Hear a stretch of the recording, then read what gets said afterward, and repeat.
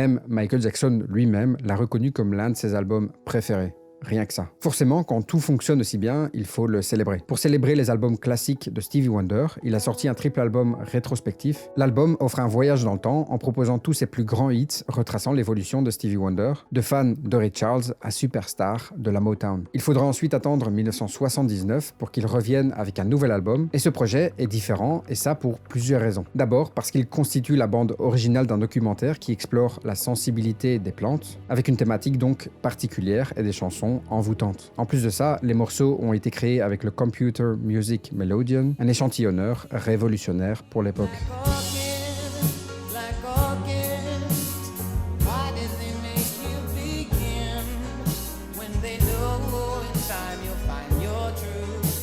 Le vrai défi ici pour Stevie Wonder, c'est de devoir retranscrire tout ce qu'il se passe dans un film à travers la musique, et c'est encore plus un défi quand on ne peut pas voir le film en question. Stevie Wonder, qui est quasiment né non-voyant, a demandé au producteur du film de lui décrire chaque image visuelle en détail. Pendant ce temps-là, l'ingénieur du son précisait la durée de chaque passage, tout ça pour que Stevie Wonder puisse traduire l'essence du film en musique de la meilleure manière possible. Quoi qu'il en soit, avec la sortie de ses albums précédents, qui étaient pour la plupart couronnés d'un tas de Grammy Awards, Stevie savait qu'il ne pouvait pas se louper avec ce projet. Et la Motown aussi en était consciente. Ils ont alors mis en place une stratégie marketing agressive pour promouvoir l'album, et finalement, les premières éditions de l'album étaient parfumées, rendant l'expérience encore un peu plus immersive. Autant dire que tout était au point pour que ce soit un vrai succès.